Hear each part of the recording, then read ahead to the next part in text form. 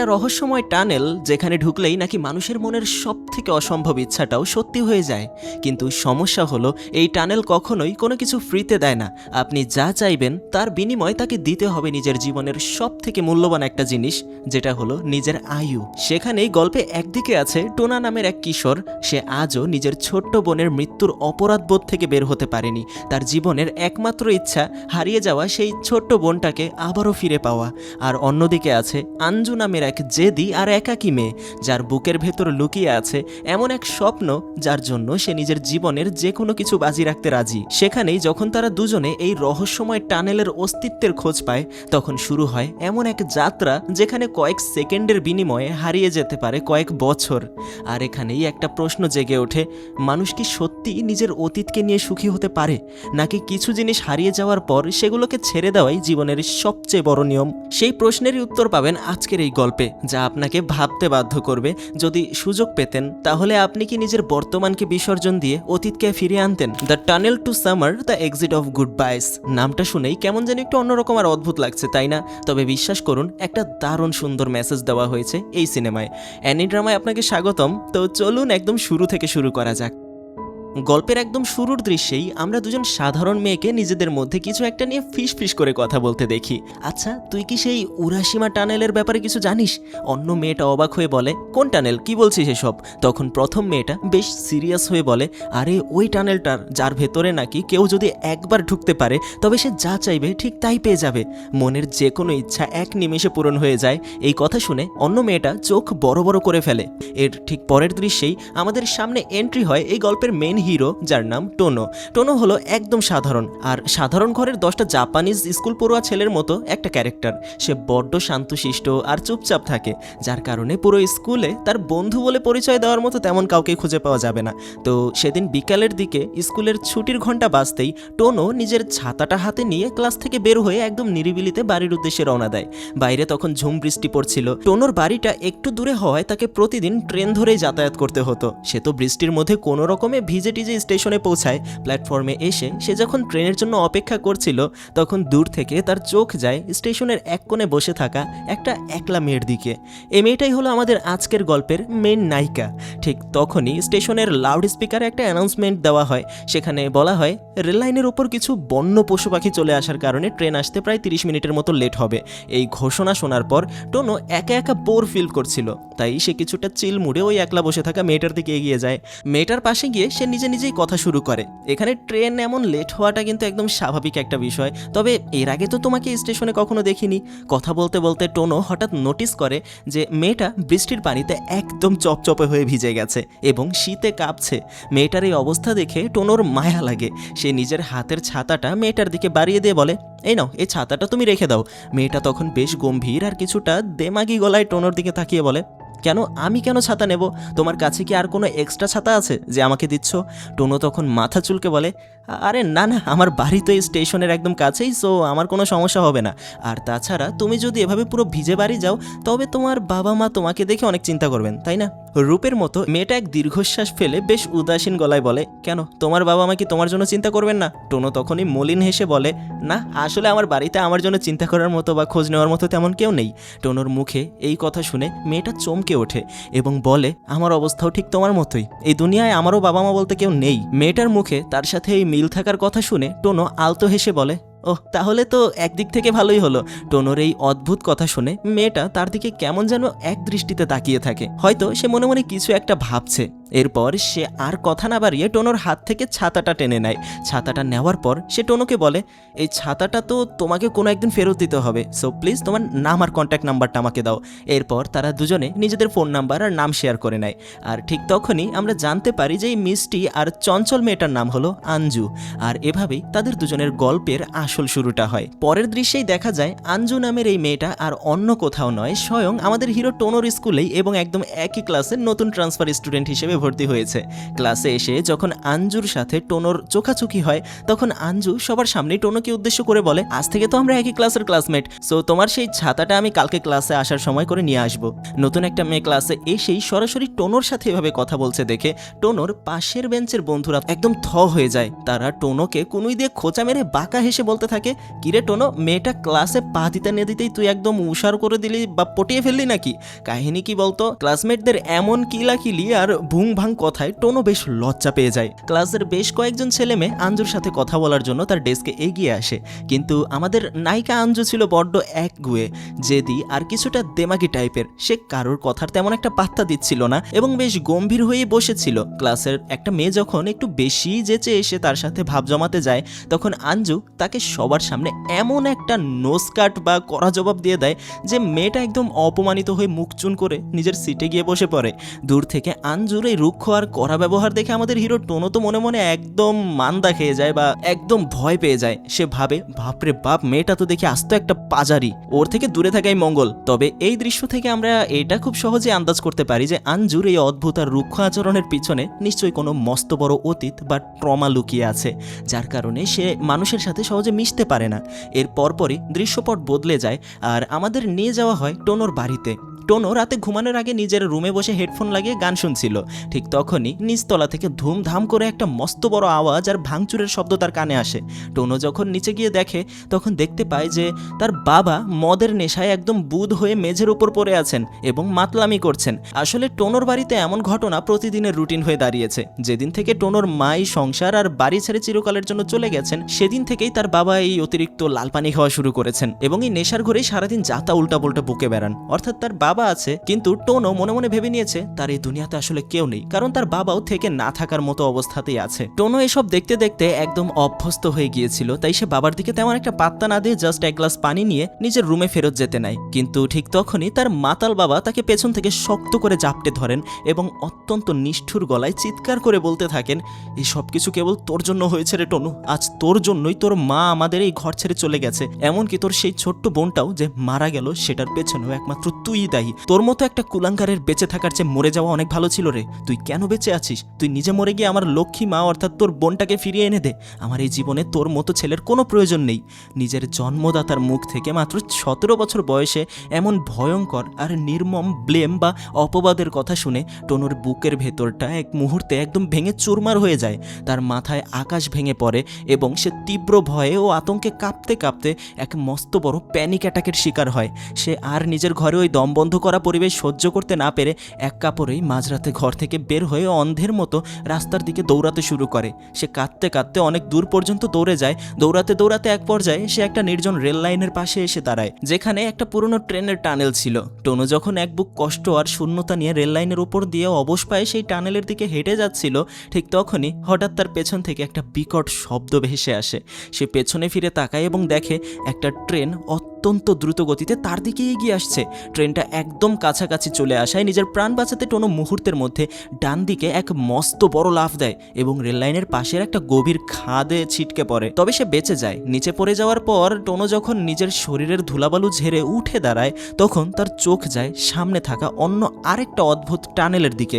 এই টানেলটা সাধারণত কোনো সুড়ঙ্গের মতো ছিল না, এর চারপাশের পরিবেশ থেকে এক অদ্ভুত আর রহস্যময় ভাইব আসছিল, যা টোনো নিজের ভেতর স্পষ্ট ফিল করতে পারছে। টোনোর মনে তখন এক অদ্ভুত কৌতূহল জাগে যে আচ্ছা, এত রাতে এই গভীর খাদের নিচে এমন একটা অদ্ভুত টানেল কোত্থেকে আসলো, এর ভেতরে আসলে কি আছে, একটু গিয়ে দেখি। যেই ভাবা সেই কাজ। টোনো নিজের মনের ভয় ডর ভুলে আস্তে আস্তে সেই রহস্যময় টানেলের ভেতরে পা বাড়ায়। টানেলের ভেতরে কিছুটা ঢুকতেই সে এক জাদুকরী এবং চমৎকার দৃশ্য দেখতে পায়। সুড়ঙ্গের চারপাশ থেকে এক অদ্ভুত লালচে কমলা রঙের উজ্জ্বল আলো ঠিকরে বের হচ্ছিল। চারদিকের দেয়ালে অদ্ভুত সব কলাম বা খুঁটি সাজানো ছিল এবং নিচে সামান্য পানি থই থই করছিল। টানেলের ভেতর এই মায়াবী আর উজ্জ্বল আলো যেন টোনোকে এক জাদুকরী শক্তিতে নিজের দিকে চুম্বকের মতো আকর্ষণ করে টেনে নিয়ে যাচ্ছিল। টোনো নিজের চারপাশের এই অদ্ভুত পরিবর্তন দেখে মন্ত্রমুগ্ধের মতো আরও ভেতরের দিকে হেঁটে যেতে থাকে। আর ঠিক তখনই টানেলের কিছুটা গভীরে যাওয়ার পর মেঝের উপর পড়ে থাকা একটা জিনিসের দিকে চোখ যেতেই টোনো এক মুহূর্তে একদম স্তব্ধ হয়ে দাঁড়িয়ে পড়ে। সে দেখে সেখানে একটা সাধারণ মানুষের জুতো বা চটি পড়ে আছে, যা এই রহস্যময় টানেলের রহস্যকে আরও হাজার গুণে বাড়িয়ে দেয়। টানেলের ভেতর মেঝের উপর পড়ে থাকা সেই চটি জুতোটা হাতে তুলে নিতেই টোনোর বুকের ভেতরটা যেন এক মস্ত বড় ধাক্কা খায়। জুতোর তলায় খুবই চেনা অক্ষরে একটা নাম লেখা ছিল, কারেন। এই কারেন আর কেউ নয়, সে হলো টোনোর প্রিয় ছোট বোনের নাম, যে কিছু মাস আগে একটা দুর্ঘটনায় মারা গিয়েছিল। নিজের মৃত বোনের জুতো এই রহস্যময় সুড়ঙ্গের ভেতর দেখে টোনোর মাথা একদম কাজ করা বন্ধ করে দেয়। সে তীব্র বিস্ময় আর ব্যাকুলতা নিয়ে চিৎকার করে বলতে থাকে, এটা কিভাবে সম্ভব? কারেন, কারেন, তুই কি এখানে আছিস বোন? তুই কি বেঁচে আছিস? নিজের চারপাশে সমস্ত ভয়, বাবার দেওয়া কষ্ট আর দুনিয়ার তাবৎ নিয়মকানুন ভুলে টোনো বোনের সন্ধানে সেই টানেলের আরও ভেতরের দিকে পাগলের মতো দৌড়াতে শুরু করে। সে যখন অন্ধের মতো সুড়ঙ্গের গভীরে ছুটে যাচ্ছিল, ঠিক তখনই কোত্থেকে একটা পাখি উড়ে এসে সরাসরি তার মুখের উপর এসে বসে। টোনো যখন পাখিটাকে ধরে ভালো করে নোটিস করে, তখন তার চোখ কপালে উঠে যায়। এটি অন্য কোনো সাধারণ বন্য পাখি নয়, এটি ছিল টোনোর নিজের পোষা আদরের পাখি, যার নাম ছিল কি, যে অনেক আগেই মারা গিয়েছিল। টোনো পাখিটাকে কিভাবে চিনতে পারলো জানেন? কারণ পাখিটা ঠিক সেই সুরেই গান গাইছিল যেই সুরটা টোনো নিজের ছোটবেলায় তাকে শিখিয়েছিল। মৃত বোনের জুতা আর এই পোষা পাখিটাকে এভাবে ফিরে আসতে দেখে টোনোর মনের ভেতরের তীব্র আনন্দের পাশাপাশি এক মস্ত বড় ভয়ের ঠান্ডা স্রোত বয়ে যায়। সে বুঝতে পারে এই সুড়ঙ্গের ভেতরে প্রকৃতি বা বিজ্ঞানের চেনা নিয়মের বাইরে অদ্ভুত আর অলৌকিক কিছু একটা ঘটছে। এক অজানা আতঙ্কে তার গা শিউরে উঠতেই টোনো আর সামনের দিকে না গিয়ে পাখিটাকে হাতে নিয়েই উল্টো ঘুরে সুড়ঙ্গের বাইরে আসার জন্য ভোঁদড় দেয়। ভয়, সংশয় আর একরাশ হেয়ালি মাথায় নিয়ে সে হন্তদন্ত হয়ে নিজের বাড়ির দিকে রওনা হয়। বাড়িতে এসে টোনো যখন দরজায় নিজের রুমে ঢোকে, সে তখন পকেট থেকে ফোনটা বের করে দেখে যে চার্জ না থাকার কারণে ফোনটা পুরোপুরি বন্ধ হয়ে আছে। এটা দেখে সে বেশ অবাক হয়। সে ভাবে, আমি যখন বাড়ি থেকে বের হই তখন তো ফোনে বেশ ভালো চার্জ ছিল, তাহলে এত তাড়াতাড়ি পুরো ব্যাটারি কিভাবে ড্রেন হয়ে গেল? সে আর বেশি না ভেবে ফোনটা চার্জে বসায়। আর ঠিক তখনই নিচের তলা থেকে তার বাবার গলার আওয়াজ শুনতে পায়। বাবার চিৎকার শুনে টোনো বেশ বিরক্ত হয় এবং এক রাশ ক্ষোভ নিয়ে ভাবে, এই মানুষটার নেশা কি এখনো কাটেনি, আবার শুরু করেছে।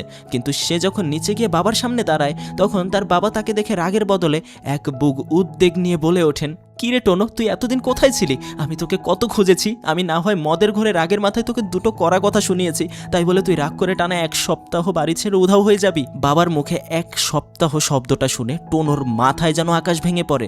সে চোখ বড় বড় করে বলে, কি বলছো বাবা, 1 সপ্তাহ মানে? তার বাবা তখন বলেন, হ্যাঁ, পুরো 1টা সপ্তাহ ধরে আমি তোকে পাগলের মতো খুঁজেছি। তুই কি স্কুলে গিয়েছিলি নাকি তোর কোনো বন্ধুর বাড়িতে লুকিয়েছিলি? সত্যি করে বলতো, আমি তোকে কিচ্ছু বলবো না। টোনো পরিস্থিতি সামাল দিতে বানিয়ে বলে, না বাবা, কোনো বন্ধু নয়, আমি জাস্ট একটু হাঁটতে বের হয়েছিলাম। তার বাবা তখন একটু নরম সুরে বলেন, ঠিক আছে, তুই যদি আমাকে বলতে না চাস কোনো সমস্যা নেই, কিন্তু ভবিষ্যতে কখনো এমন না বলে কোথাও চলে যাবি না। বাবার ঘর থেকে বের হয়ে টোনো একদমই স্তব্ধ হয়ে যায়, কারণ সে খুব ভালো করেই জানে সে সুড়ঙ্গের ভেতর মাত্র 3 থেকে 4 মিনিটের মতো সময় কাটিয়েছে, কিন্তু বাইরের পৃথিবীতে এর মধ্যেই পুরো 7টা দিন পার হয়ে গেছে। আর ঠিক তখনই টোনোর মাথায় পুরো বিষয়টা একদম ক্রিস্টাল ক্লিয়ার হয়ে যায়।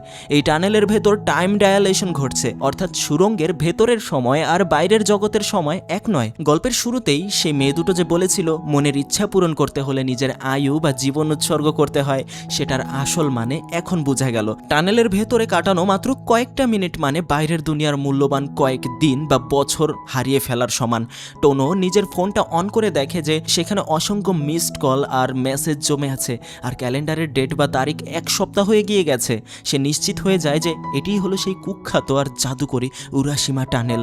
পরদিন যখন টোনো স্কুলে যায়, তখন ক্লাসে আমাদের নায়িকা আঞ্জু তার ডেস্কের সামনে এসে দাঁড়ায়। আঞ্জু তাকে বলে, কি ব্যাপার টোনো, তুমি পুরো 1টা সপ্তাহ ধরে স্কুলে আসোনি কেন?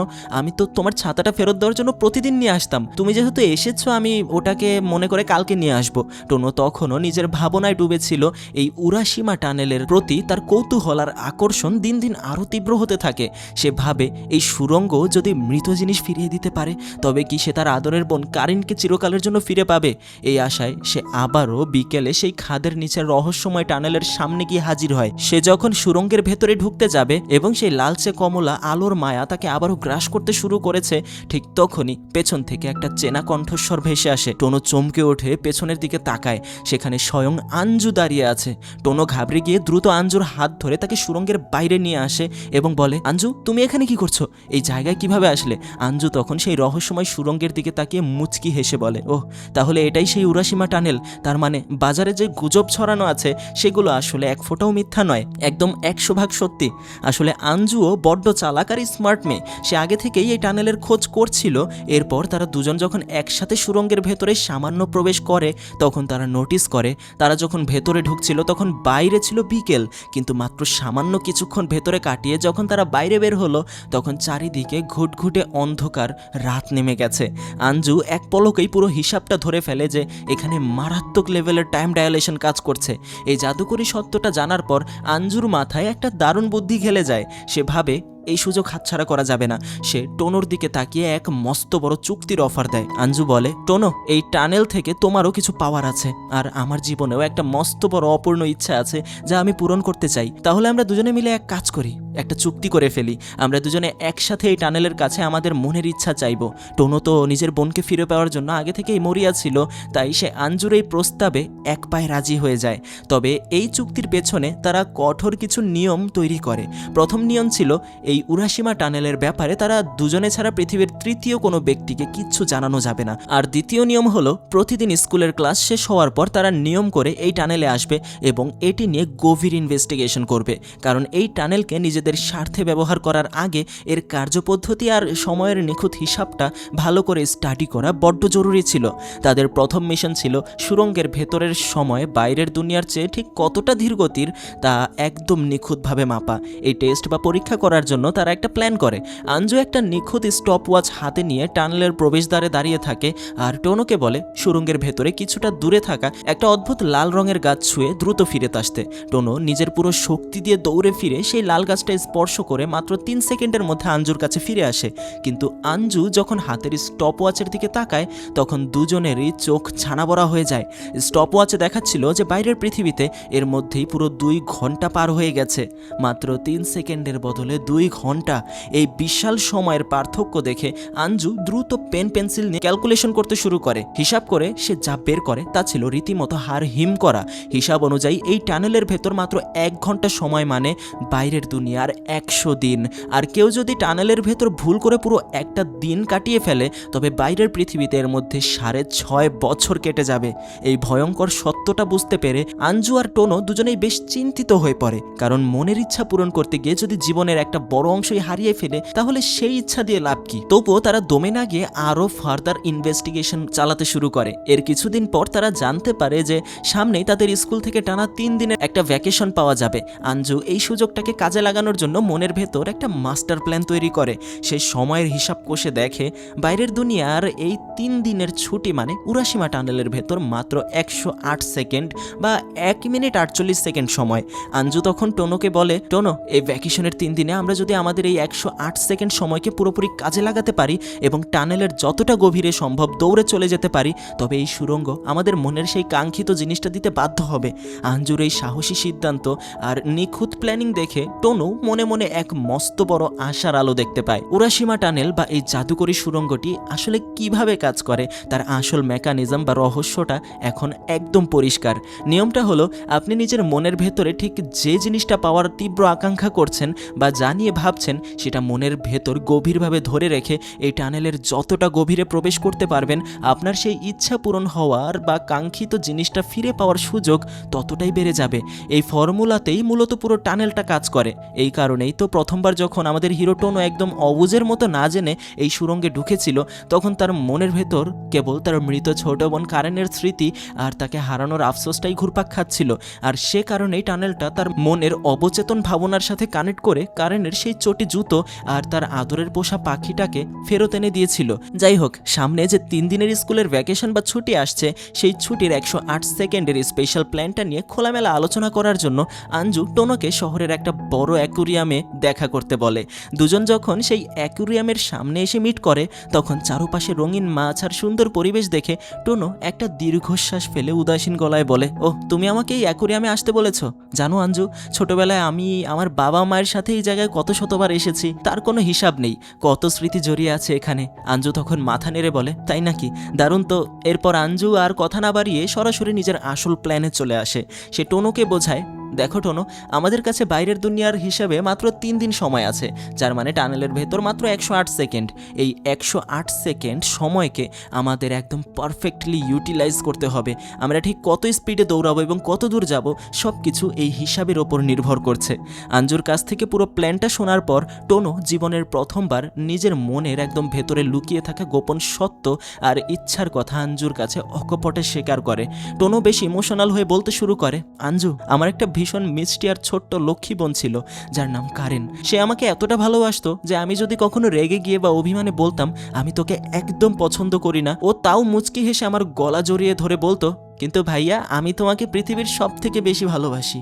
ছোটবেলায় আমার একটা অদ্ভুত শখ ছিল, আমি নানা রকমের অদ্ভুত বিটেলস কালেক্ট করতাম। তো আমি একদিন কারেনকে রাইনোসরাস বিটেল নামের এক অত্যন্ত বিরল প্রজাতির পোকার কথা বলি। আমি তাকে বুঝিয়েছিলাম যে এই পোকাগুলো সাধারণত অন্য কোথাও পাওয়া যায় না, এরা মস্ত বড় বড় গাছের একদম মগডালে বা চূড়ায় লুকিয়ে থাকে। আমি অনেক চেষ্টা করেও কখনো একটা রাইনোসরাস বিটেল ধরতে পারিনি। তো একদিন আমি যখন স্কুল থেকে বাড়ি ফিরে আসি, এসে দেখি চারিদিকে কান্নাকাটি। আমার কলেজার টুকরা বোন কারেনটা মস্ত বড় একটা গাছের ওপর থেকে পা পিছলে পড়ে গিয়ে মারা গেছে। পরে আমি যখন জানতে পারি যে ও কেন অত উঁচুতে উঠেছিল, তখন আমার পায়ের তলা থেকে মাটি সরে যায়। ও আসলে আমার সেই পছন্দের রাইনোসরাস বিটালটা ধরে আমাকে সারপ্রাইজ দেওয়ার জন্য অত বড় রিস্ক নিয়ে গাছে উঠেছিল। আজ পর্যন্ত আমি নিজের মন থেকে এই অপরাধ বোধ বা গিল্ট ফিলিংটা সরাতে পারিনি যে আমার একটা সামান্য শখের কারণে আমার নিষ্পাপ বোনটা দুনিয়া ছেড়ে চলে গেল। এই তীব্র অনুশোচনাই আমাকে তাড়া করে বেড়ায়। তাই আমি এই উরাশিমা টানেলের অলৌকিক ক্ষমতা দিয়ে আমার বোন কারেনকে আবারও এই দুনিয়ায় আমার বুকে ফিরিয়ে আনতে চাই। এটাই আমার জীবনের একমাত্র এবং শেষ ইচ্ছা। টোনোর এই হৃদয় বিদারক কাহিনী শুনে আঞ্জুর চোখ দুটো ছলছল করে ওঠে। সে টোনোর কষ্টের তীব্রতা মন থেকে অনুভব করতে পারে। তবে আঞ্জু তখনও নিজের অতীতের কোনো কথা টোনোকে বলেনি, সে চুপচাপ টোনোর কথাই শুনছিল। অ্যাকোরিয়ামের এই গভীর আলোচনার পর অবশেষে সেই বহুল প্রতীক্ষিত ভ্যাকেশনের ছুটির দিনটি চলে আসে এবং তারা দুজনে নিজেদের প্ল্যান অনুযায়ী উরাশিমা টানেলের ভেতরে ঢোকার জন্য একদম রেডি হয়ে দাঁড়ায়। তাদের হাতের স্টপওয়াচে সময় সেট করা হয় মাত্র 108 সেকেন্ড। এই সীমিত সময়ের মধ্যে তাদের জীবনের বাজি রেখে যতটা দ্রুত সম্ভব দৌড়াতে হবে। টাইমারের কাউন্টডাউন স্টার্ট হতেই দুজনে একসাথে সুরঙ্গের লালচে কমলা আলোর বুক চিরে তীব্র গতিতে দৌড়াতে শুরু করে। আমাদের নায়িকা আঞ্জু নিজের ইচ্ছা পূরণের ব্যাপারে এতটাই মরিয়া আর ডেডিকেটেড ছিল যে সে দৌড়াতে দৌড়াতে টোনোকেও পেছনে ফেলে অনেকখানি সামনে এগিয়ে যায়। কিন্তু দেখতে দেখতে 108 সেকেন্ডের প্রায় পুরোটাই শেষ হয়ে আসছিল। পরিস্থিতি বেগতিক দেখে টোনো পেছনে চিৎকার করে বলে, আঞ্জু, আর সামনে যেও না, টাইম একদম শেষ হতে চলেছে, এক্ষুনি ফিরে যেতে হবে, নয়তো সমস্যা হয়ে যাবে। কিন্তু আঞ্জু জেদ ধরে সামনের দিকে তাকিয়ে চিৎকার করে জবাব দেয়, না টোনো, আর সামান্য একটুখানি দূর, আমি আমার লক্ষ্যের একদম কাছাকাছি চলে এসেছি। সে যখন এই কথা বলে আরও সামনের দিকে দৌড়াতে যাবে, ঠিক তখনই চারিদিকের মায়াবী বাতাস চিরে হুট করে 4-5টা সাদা কাগজ উড়ে এসে সরাসরি আঞ্জুর মুখের উপর পড়ে। টোনো যখন দৌড়ে এসে আঞ্জুর হাত ধরে টানতে যাবে, তখন তার চোখ যায় সেই কাগজগুলোর দিকে। সে দেখে ওগুলো আসলে সাধারণ কোনো কাগজ নয়, জাপানিজ কমিক বা মাঙ্গার হাতে আঁকা কিছু পাতা। টোনো যখন বিরক্ত হয়ে বলে, আঞ্জু, এই ফালতু কাগজগুলো কুড়ানোর এখন একদম সময় নেই, আমাদের সময় শেষ, এক্ষুনি চলো, পালাই। কিন্তু আঞ্জু নাছোড় বান্দা, সে চিৎকার করে বলে, তুমি চাইলে আগে চলে যাও টোনো, কিন্তু আমি এই কাগজগুলো না নিয়ে এক পাও নড়বো না। আঞ্জুর এমন পাগলামি দেখে টোনো নিরুপায় হয়ে নিজেই তাকে সাহায্য করতে এগিয়ে আসে এবং দুজনে মিলে দ্রুত মেঝের ওপর ছড়িয়ে ছিটিয়ে থাকা মাঙ্গার পাতাগুলো কুড়িয়ে নিয়ে উল্টো ঘুরে যান প্রাণ দিয়ে দৌড়ে টানেলের বাইরে চলে আসে। তারা যখন সুড়ঙ্গের বাইরে এসে প্ল্যাটফর্মে দাঁড়ায়, তখন দেখতে পায় যে বাইরের জগতে পুরো 3 দিনের ছুটি এক নিমিষে শেষ হয়ে গেছে এবং বাইরে তখন ঝুম বৃষ্টি পড়ছে। বৃষ্টির পানিতে দুজনে একদম চপচপে ভিজে যাওয়ায় শরীর শুকানোর জন্য এবং একটু ফ্রেশ হওয়ার জন্য টোনো আঞ্জুর সাথে তার ফ্ল্যাট বা অ্যাপার্টমেন্টে গিয়ে হাজির হয়। আর সেখানেই আঞ্জু প্রথমবার নিজের জীবনের সেই অন্ধকার অতীত টোনোর সামনে পুরোপুরি খুলে বলে। আঞ্জু বলতে শুরু করে, টোনো, আমার একজন ভীষণ আদরের দাদু ছিল। তিনি পেশায় ছিলেন একজন মাঙ্গা আর্টিস্ট বা কমিক লেখক। মাঙ্গা লেখা আর আঁকাটাই ছিল তার জীবনের একমাত্র ধ্যান জ্ঞান। তিনি বড্ড ভালো মাঙ্গা লিখতেন, কিন্তু দুর্ভাগ্যবশত তার লেখা একটা কমিকও বাজারে কখনো সেল হতো না। আর কমিক বিক্রি না হওয়ার কারণে তার কোনো ইনকাম বা রেভিনিউ ছিল না। ফলে দাদু নিরুপায় হয়ে নিজের পকেট খরচ আর কমিক লেখার খরচের জন্য নিজের ছেলে অর্থাৎ আমার বাবার কাছ থেকে হাত পেতে টাকা নিতেন। এই কারণে আমার বাবা মা দাদুকে আস্ত একটা অপদার্থ ভাবতেন এবং তাকে মনে প্রাণে চরম ঘৃণা করতেন। তারা সব সময় খিটখিট করে বলতেন যে এই বুড়ো বয়সে সোজা হয়ে বসে যা দেওয়া হচ্ছে তা খেয়ে কেন এইসব ফালতু কমিক লিখে আমাদের রক্তের পানি করা টাকাগুলো নষ্ট করছে। আঞ্জু একটা দীর্ঘশ্বাস ফেলে আরও বলে, কিন্তু পুরো পরিবার দাদুকে অবহেলা করলেও আমি আমার দাদুকে আর তার লেখা প্রতিটা মাঙ্গাকে অসম্ভব ভালোবাসতাম। দাদুর সেই কাজ দেখেই ছোটবেলা থেকে আমারও এমন স্বপ্ন হয়ে দাঁড়ায় যে আমি বড় হয়ে দাদুর মতো একজন সফল মাঙ্গা আর্টিস্ট হব। এর কিছুদিন পর দাদু যখন মারা যান তখন আমার বাবা মা একটুও দুঃখ পাননি, উল্টো তারা স্বস্তির নিঃশ্বাস ফেলে খুশি হয়ে বলেছিলেন, যাক, ঘরের একটা মস্ত আপদ চিরকালের জন্য বিদায় হলো। এরপর আমি যখন আমার বাবা মাকে গিয়ে বুক ফুলিয়ে বলতাম যে আমিও দাদুর পথ ধরে একজন মাঙ্গা আর্টিস্ট হতে চাই, তখন তারা রাগে একদম অগ্নিশর্মা হয়ে যান। তারা আমার এই স্বপ্নকে কোনোভাবেই মেনে নিতে পারেননি। তাই তারা চরম ক্ষোভ আর ঘৃণা নিয়ে আমাকে আমাদের সেই চেনা শহর আর বাড়ি থেকে ঘাড় ধাক্কা দিয়ে বের করে এই অচেনা ছোট্ট টাউনে একলা থাকার জন্য পাঠিয়ে দেন। হ্যাঁ, তারা আমার খরচ দেন, কিন্তু আমাকে নিজের মেয়ে মনে করেন না। আর এই কারণে আমি আমার বাবা মার সাথে থাকি না, এখানে একদম একাকী জীবন কাটাই। আঞ্জুর এই কষ্টের কথা শুনে টোনো বেশ অবাক হয় এবং সরল মনে প্রশ্ন করে, আমি তোমার সব কথা বুঝলাম আঞ্জু, কিন্তু এই অতীতের সাথে উরাশিমা টানেলের কি সম্পর্ক? তুমি এই সুড়ঙ্গ থেকে নিজের জন্য ঠিক কি উইশ বা ইচ্ছা পূরণ করতে চাও? আঞ্জু তখন তার চোখের দিকে তাকিয়ে দৃঢ় গলায় বলে, টোনো, আমি যে মাঙ্গাগুলো লিখি আমি চাই সেগুলো যেন পৃথিবীর প্রতিটা মানুষের মন ছুঁয়ে যায়, সবার কাছে যেন তা স্পেশাল বা অনন্য মনে হয়। আর এমন ফাটাফাটি মাঙ্গা লেখার জন্য আমার এক মস্ত বড় এবং স্পেশাল গড গিফটেড ট্যালেন্ট বা প্রতিভার প্রয়োজন। আমি উরাশিমা টানেলের কাছে সেই অনন্য লেখার স্পেশাল ট্যালেন্টটাই নিজের জন্য চেয়ে নিতে এসেছি। আঞ্জুর মুখে এই কথা শোনার পর টোনো মুচকি হাসে এবং অত্যন্ত নরম সুরে বলে, আরে পাগলি, তুমি টানেলের কাছে যে স্পেশাল ট্যালেন্ট চাচ্ছ সেটা তো অলরেডি তোমার নিজের ভেতরে সৃষ্টিকর্তা দিয়ে রেখেছেন। তুমি তো এমনিতেই অনেক অসাধারণ মাঙ্গা লেখো। টোনো কেন এই কথা বলল জানেন? কারণ টানেলের ভেতর থেকে উড়ে এসে আঞ্জুর মুখের ওপর যে মাঙ্গার পাতাগুলো পড়েছিল সেগুলো আসলে অন্য কারো নয়, সেগুলো স্বয়ং আঞ্জুর নিজেরই আগে থেকে লিখে রাখা এবং তৈরি করা চমৎকার সব মাঙ্গার পাতা, যা এই সুড়ঙ্গ অলৌকিকভাবে তাকেই আবার ফিরিয়ে দিয়েছিল। আঞ্জুর আঁকা মাঙ্গা পাতাগুলো পড়ে টোনো প্রশংসার সুরে বলে, গল্পটা সত্যি অসাধারণ হয়েছে। নিজের কাজের এই অকপট প্রশংসা শুনে আঞ্জু ভেতরে ভেতরে ভীষণ খুশি হলেও মুখে তা প্রকাশ করে না, গম্ভীর থাকে। এরপর শহরের ঐতিহ্যবাহী উৎসবের দিন আঞ্জু প্রথাগত পোশাকে সেজে সেখানে আসে এবং টোনোর সাথে দেখা করে। উৎসবের ভিড়ে দাঁড়িয়ে তারা নিজেদের চূড়ান্ত পরিকল্পনা নিয়ে আলোচনা করে। তারা সিদ্ধান্ত নেবে যে আগামী 2রা আগস্ট তারা উরাশিমা টানেলের শেষ অভিযানে বের হবে এবং এটিই হবে তাদের শেষবারের মতো সুড়ঙ্গে যাওয়া। পরিকল্পনা শেষে সেদিন রাতে টোনো বাড়ি ফিরে এক অদ্ভুত দৃশ্য দেখে। তার বাবা অন্য এক নারীকে বাড়িতে নিয়ে এসে তাকে নিজের নতুন মা হিসেবে পরিচয় করিয়ে দিচ্ছেন। এই আকস্মিক ঘটনায় টোনো মানসিকভাবে প্রচণ্ড ধাক্কা খান। নিজের মৃত বোনের ছবির দিকে তাকিয়ে তার মনে হতে থাকে নতুন মা আসার পর সে কি তার বোন কারেনকেও চিরকালের জন্য ভুলে যাবে। এই তীব্র মানসিক চাপ আর আতঙ্কে সে কিছুটা অসুস্থ হয়ে পড়ে। তা দেখে তার বাবা রেগে গিয়ে তাকে ঘর থেকে এক প্রকার ধাক্কা দিয়েই বের করে দেন।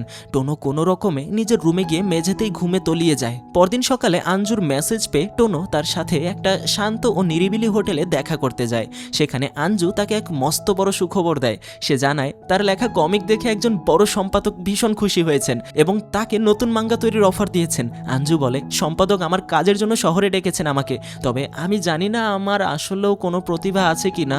টোনো তখন দৃঢ় গলায় বলে, আমি তো আগেই বলেছিলাম তুমি একজন স্পেশাল বা অনন্য মনের মানুষ, তোমার ভেতর দারুণ প্রতিভা আছে। এই নিয়ে দুজনের মধ্যে সামান্য মিষ্টি তর্ক ও অভিমান তৈরি হয়। আঞ্জুর মন ভালো করার জন্য রেলওয়ে স্টেশনে গিয়ে টোনো তাদের প্রথম সাক্ষাতের দৃশ্যটা মজার ছলে রিভিজিট করে। সে একটা সূর্যমুখী ফুল হাতে নিয়ে ছাতা দেওয়ার সেই পুরনো সংলাপগুলো বলে আঞ্জুকে হাসিয়ে তোলে।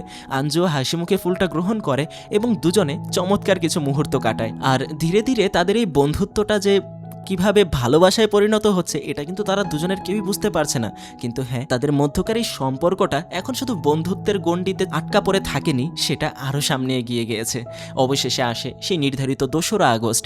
আঞ্জু যখন বাড়ি থেকে বের হয়ে টোনোর বাড়িতে খোঁজ নিতে যায় তখন টোনোর বাবা জানান যে টোনো গত রাত 11টা থেকে নিখোঁজ। আঞ্জু মুহূর্তের মধ্যে বুঝতে পারে যে টোনো তাকে না জানিয়ে একাই হয়তোবা উরাশিমা টানেলের দিকে চলে গেছে।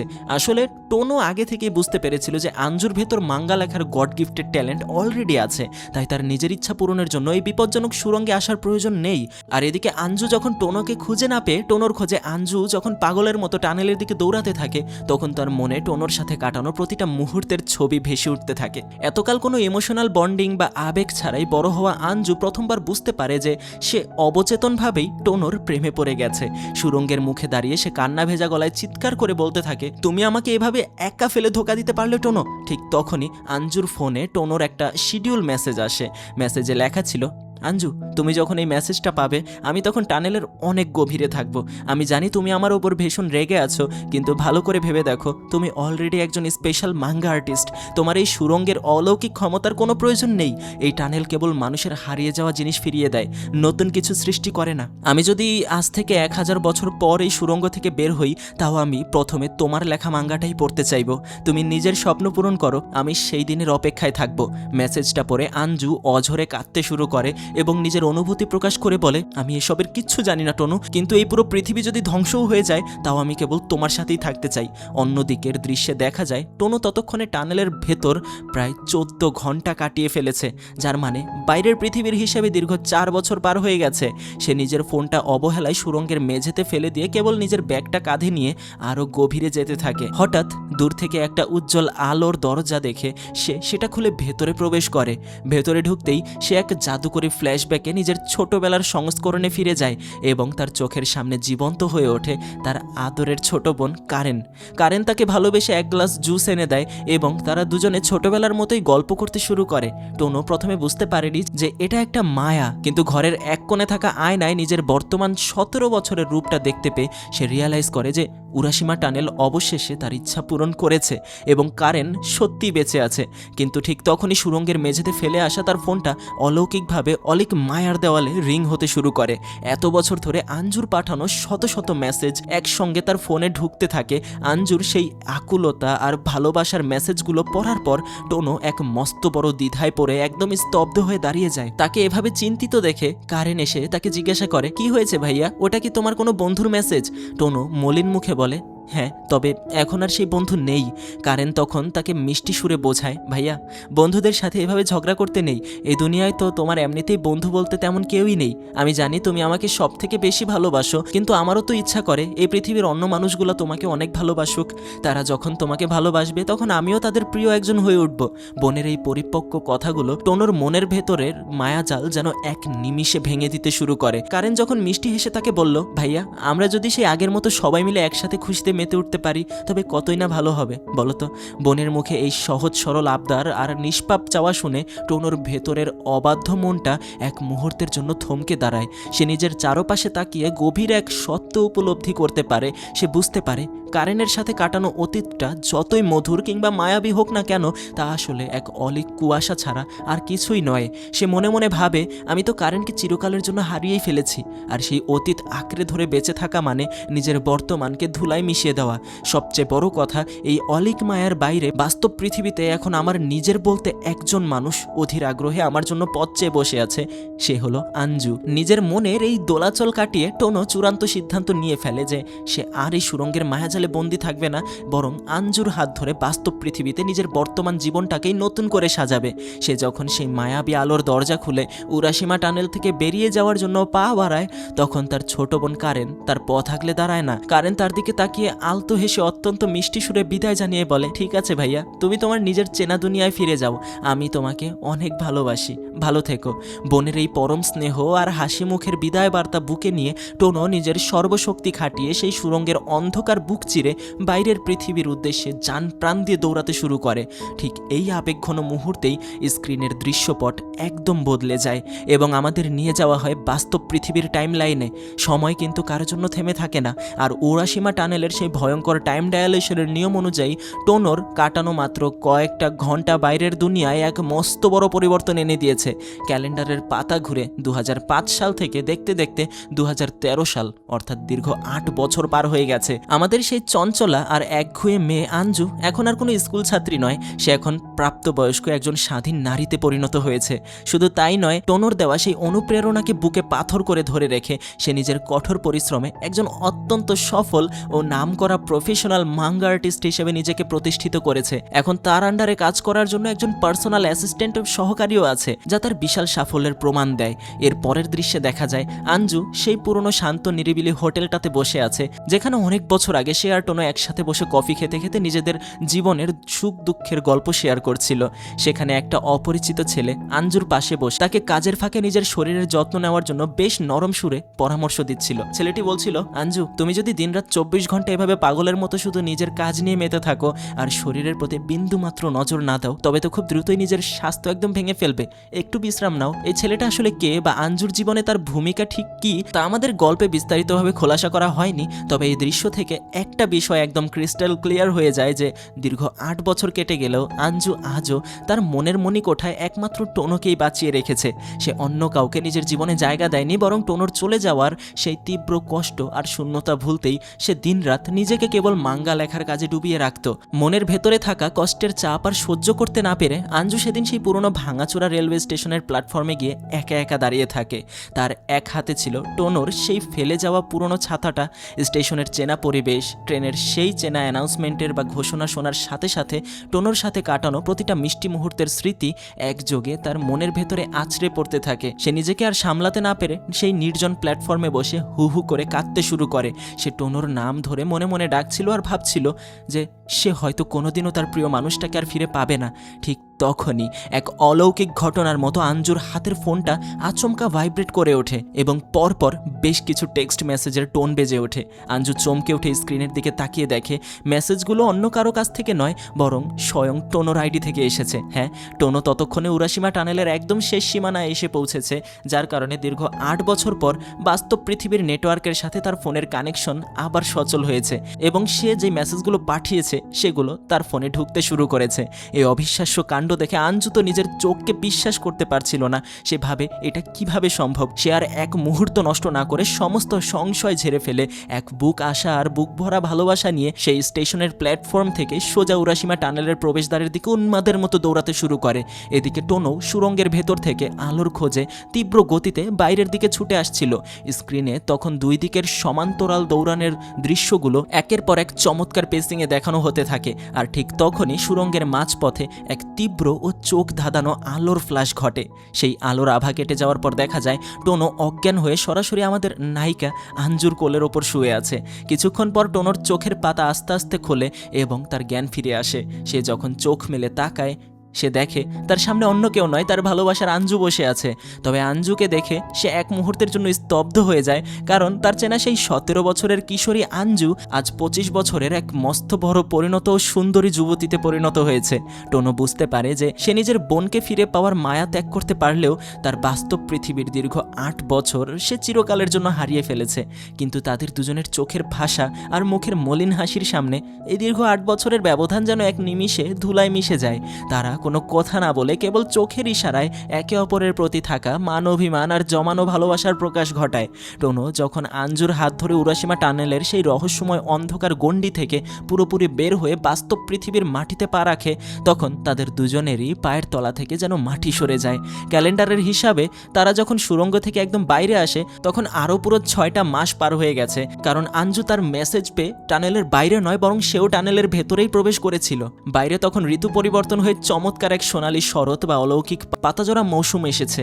চারিদিকে গাছে গাছে হরেক রঙের রঙিন পাতা বাতাসে দুলতে দুলতে শান্ত নদীর মতো মেঝের উপর ঝরে পড়ছিল।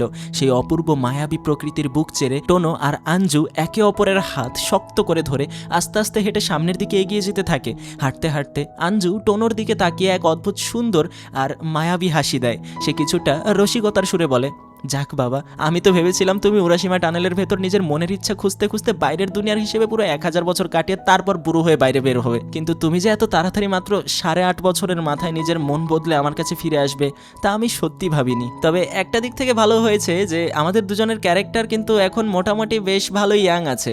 আঞ্জুর মুখের এই মিষ্টি খোঁচা আর নতুন জীবনের আকুলতা দেখে টোনোর মুখও এক টুকরো চমৎকার স্বস্তির হাসি ফুটে ওঠে। সে আঞ্জুর চোখের দিকে তাকিয়ে অত্যন্ত নরম সুরে বলে, হ্যাঁ আঞ্জু, তুমি একদম একদম ঠিক বলেছো। আর এখন থেকে তো আমি তোমার লেখা সেই অসাধারণ মাঙ্গাগুলো একদম সামনাসামনি বসে পড়তে পারবো, তাই না? টোনোর এই সুন্দর আর আশাবাদী কথার মধ্য দিয়ে চমৎকার এই মুভিটা এখানেই শেষ হলো। তো গল্পটা সত্যি মন ছুঁয়ে যাওয়ার মতো একটা মাস্টারপিস ছিল, তাই না? আপনারা যদি এই পুরো সিনেমার কাহিনীর মেকানিজম আর গভীর ভাবনার দিকে একটু খেয়াল করেন তবে দেখতে পাবেন যে এই উরাশিমা টানেল বা জাদুকরী সুড়ঙ্গটি কেবল মানুষের হারিয়ে যাওয়া বা অতীত বা প্রিয় জিনিসটাকে ফিরিয়ে দেওয়ার কাজ করে না, বরং এটি মানুষের জীবনের সামনে এক মস্ত বড় পরীক্ষা বা দুটো চয়েস এনে দাঁড় করিয়ে দেয়। মনে করে দেখুন, টোনো কিন্তু প্রথমবার যখন সুড়ঙ্গে ঢুকেছিল তখন রাগের মাথায় নিজের ফোনটা ওখানেই ফেলে এসেছিল, কিন্তু কারণের সেই মায়াবী দুনিয়ায় থাকার সময় অলৌকিকভাবে সেই ফোনটা তার কাছে আবার ফিরে আসে এবং তার সাথে সাথেই আঞ্জুর পাঠানো দীর্ঘ 8 বছরের জমানো মেসেজগুলো একসাথে লোড হতে শুরু করে। ফোনটা সেখানে কিভাবে ব্যাক আসলো সেটা নিয়ে তো টোনো কিছু চিন্তা করার আগেই আঞ্জুর সেই আকুল করা টেক্সট মেসেজগুলো তার চোখের ভেতরের মোহ এক নিমিষে দূর করে দেয় এবং তার মাইন্ডসেট ও মানসিকতা পুরোপুরি চেঞ্জ করে বাস্তব জীবনে ফিরিয়ে দেওয়ার তাগিদ দেয়। আর এটাই ছিল মূলত উরাশিমা টানেলের দেওয়া সেকেন্ড অপশন বা দ্বিতীয় সুযোগ। টানেলটা আসলে মানুষের মনের কাছে এই প্রশ্নটাই ছুড়ে দেয় যে তুমি কি তোমার অতীতের সেই কষ্ট, অপরাধ বোধ আর হারিয়ে যাওয়া স্মৃতি আঁকড়ে ধরে চিরকাল অবাস্তব এক মায়ায় বন্দী হয়ে থাকবে, নাকি নিজের অতীতকে ভুলে সমস্ত আফসোস দূরে ঠেলে নিজের বর্তমান বাস্তব জীবনটাকে মেনে নিয়ে সামনের দিকে এগিয়ে যাবে। টোনোর সামনেও ঠিক এই দুটো অপশন খোলা ছিল। সে যদি কারেনের সাথে সেই মায়াবী ঘরে থেকেই যাওয়ার সিদ্ধান্ত নিত তবে হয়তো বোনকে হারানোর সেই তীব্র অপরাধ বোধ বা গিল্ট ফিলিংটা তার মন থেকে চিরকালের জন্য মুছে যেত, কিন্তু তার বিনিময়ে বাস্তব পৃথিবীর চেনা মানুষ, চেনা পরিবেশ এবং তার নিজের বেঁচে থাকার সমস্ত অস্তিত্ব এক নিমিষে চিরকালের জন্য ডিলেট হয়ে যেত। সেখানেই কারেন হয়তো বেঁচে থাকতো, টোনোর একটা নতুন মায়াবী জীবনের শুরু হতো, কিন্তু বাস্তব দুনিয়ায় তার জন্য চাতক পাখির মতো পথ চেয়ে বসে থাকা আঞ্জু চিরকালের জন্য একা হয়ে যেত। তাই এই গল্প আমাদের জীবনের এক মস্ত বড় শিক্ষণীয় বার্তা বা মেসেজ দেয় যে জীবনে কোনো অবস্থাতেই অতীত যেন আমাদের বর্তমানের আধিপত্য বিস্তার করতে না পারে। আমাদের সব সময় অতীতকে পেছনে ফেলে বর্তমান জীবনকে আঁকড়ে ধরেই বাঁচা উচিত, কারণ অতীত আমাদের যতই প্রিয় হোক না কেন তা আমাদের কোনোদিনও নতুন কিছু ফিরিয়ে দিতে পারে না। আমরা যদি আমাদের বর্তমান সময়টার ওপর পুরোপুরি ফোকাস করি এবং প্রতিটা মুহূর্তকে মন থেকে উপভোগ করতে পারি তবেই কেবল আমাদের ভবিষ্যৎ সুন্দর ও উজ্জ্বল হয়ে উঠবে। আর নিজের এই বর্তমান জীবনকে যদি আপনি সত্যি একটা চমৎকার উপহার হিসেবে নিজের কাছে আগলে রাখতে চান তবে মনের ভেতরে কখনো পুরনো অপরাধ বোধ বা আফসোস বা গিল্ট ফিলিং জমিয়ে রাখা একদমই উচিত নয়, বরং এগুলো থেকে শিক্ষা নিয়ে এগিয়ে যাওয়া উচিত। এই চমৎকার ও গভীর জীবনমুখী দর্শনটাই এই সিনেমার মাধ্যমে আমাদের সামনে ফুটিয়ে তোলা হয়েছে। তো আজকের এই চমৎকার অ্যানিমে মুভির ট্র্যাজিক ও রোমান্টিক গল্পটা আপনাদের কেমন লেগেছে তা নিচে কমেন্ট করে অবশ্যই জানাবেন। ভিডিওটা ভালো লাগলে লাইক, শেয়ার এবং আমাদের চ্যানেলটা সাবস্ক্রাইব করতে একদম ভুলবেন না কিন্তু। আর নেক্সট ভিডিওতে আপনারা কোন মুভি বা সিরিজের কাহিনী বিস্তারিত রিভিউ দেখতে চান সেটাও কমেন্ট সেকশনে জানিয়ে দেন। দেখা হচ্ছে খুব শীঘ্রই নতুন কোনো ফাটাফাটি ভিডিওর সাথে। ততক্ষণ চাইলে এই যে স্ক্রিনে ভেসে ওঠা এই ভিডিওটা দেখতে থাকেন। ধন্যবাদ।